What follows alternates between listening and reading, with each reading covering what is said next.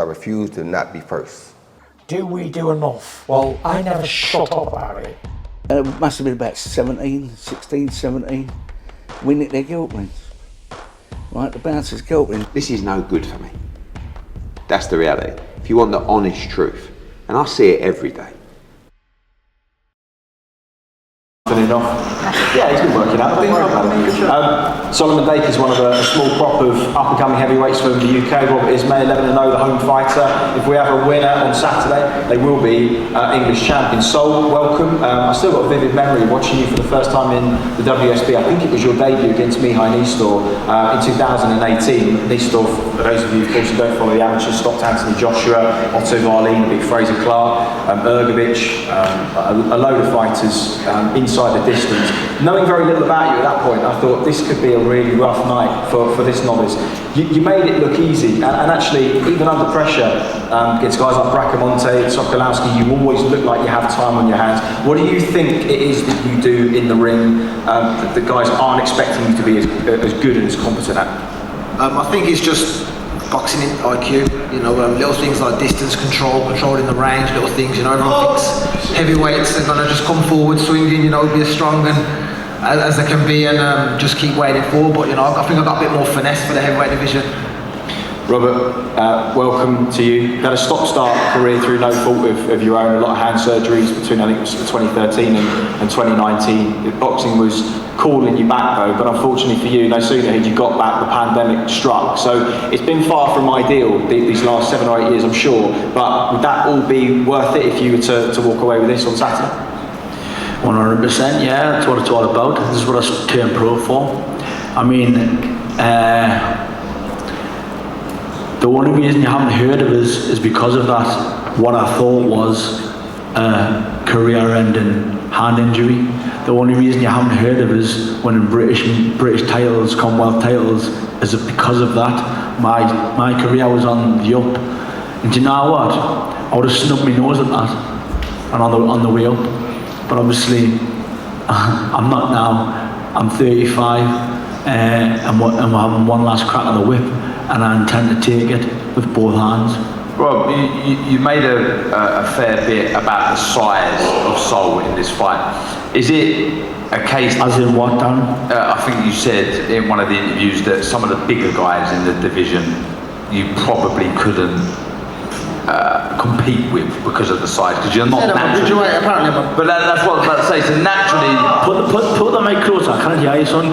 Because, Oren, you said naturally you're a cruiserweight. Do you not think Sol's a big heavyweight?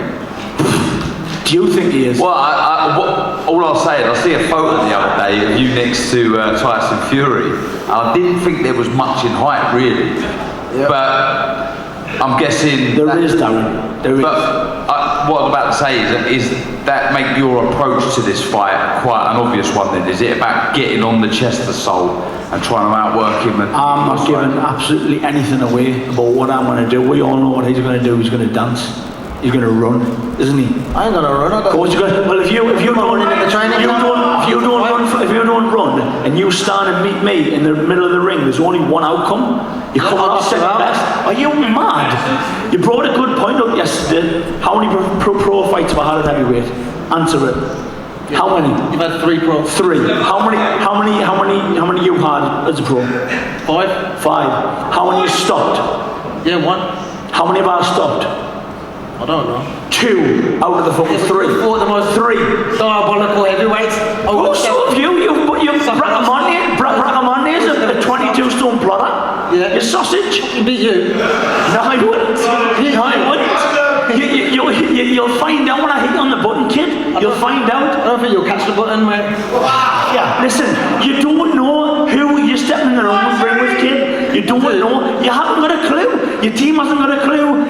Where do you think I came from? You see these, see McDonald's by the look of it. See Pat on the wall. See French, you see Mark. Yeah, I don't see Elise. I don't see you anywhere. Because you're the long-term fighter. I came from the best amateur club in the country. And no one knows your name, so what happened there? I've just told you. No one knows your name because you got a load of career. Where's my excuses? You just give them all. I'm not here because I've this. Robert, We're here now. is this you needing to try and get him emotional and draw him into a conflict of centering? Because that's your best chance of winning this fight. Sorry, lads. I calmed down.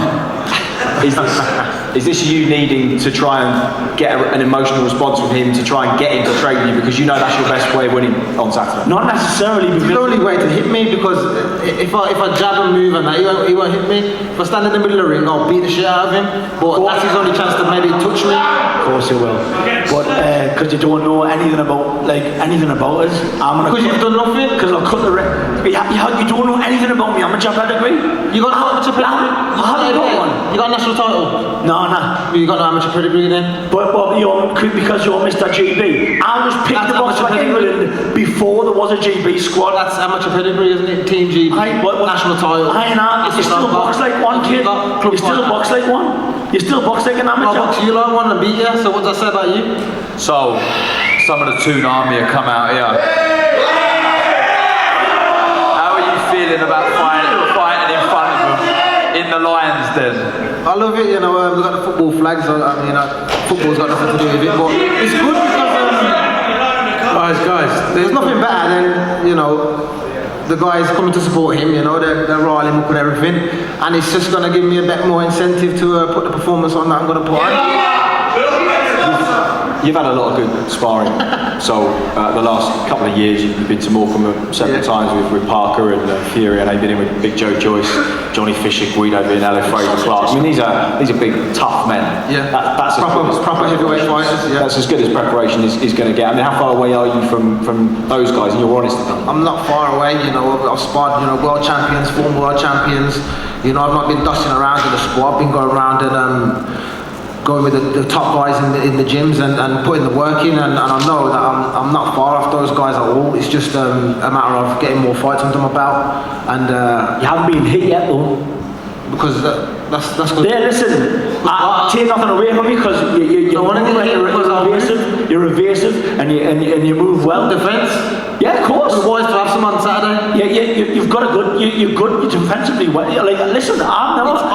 You don't hit me. That's the aim, isn't it? Of course. So I never slagged you about that, but you haven't been hit yet. And when I quarter the ring, I position you. I'm going to hit you. I've been hitting I'm going to hit you. guys at vision, mate. What sparring? Guys, big boys. That. What, 16-ounce gloves and head guard? Tell you what. How many kids you stop in the amateurs? Because when I was an amateur, you had to wear head guards. Exactly. Darren had to wear head guards, and I was wearing pillow 10-ounce gloves, and I was knocking them stone cold, unconscious. And I'm talking about forensic team in the ring, forensics team in the ring, throwing a chalk line around them. 12 stone men. Right, I'll jump in there. What's your point? Rob, I'm going to ask you for a prediction. I'm going to knock them out, damn it. Simple. That's staying in Newcastle. So, prediction? I just think that's his best performance. He's sitting in that chair with a mic this week. So we'll see if he can make the 10-round distance. Very good. It's not going 10 rounds, kid. That's his only hope. That he can clip me early because he's going to be fucked after about 3 rounds. So that's his only option. But even if somehow, some way, he touches me with his best shot and it bounces off my chin and I hit you with a 10-punch combo, then you're going to think, oh shit. You've never threw a 10-punch combo in your career? Well, I'll throw it against you then, just to make sure. Alright, well, great, because then you get an exchange with you come off second best kid, and then someone will come and draw a chalk line around you against your lifeless body. But when you're on that, because your team, no, calm down, boys. But cutting off because your team. Let him go. No, your team. Obviously, listen, you're a good team because all they're going to be seeing is weak, and well, we're on that.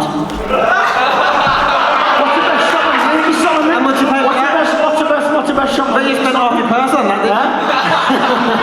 What's the best shot on Wiggy Solomon? What does that to do? What is it?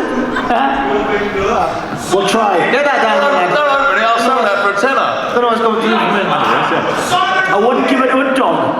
Right, lads. How much was it? 500. What you get for that? 500 quid? I wouldn't do what? 20 grand. You fucking sausage. I don't know if it's to do with crime. I don't know what you're on about. It's not my drink. Okay, steady on. You damaged the prime. Can we get you up the front, lads, for the head-to-head, please? Like that.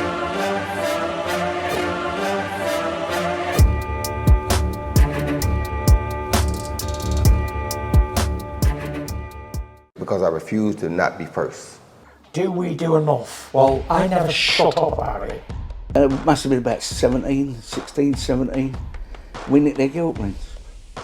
Right, the bouncer's guilt ring. This is no good for me.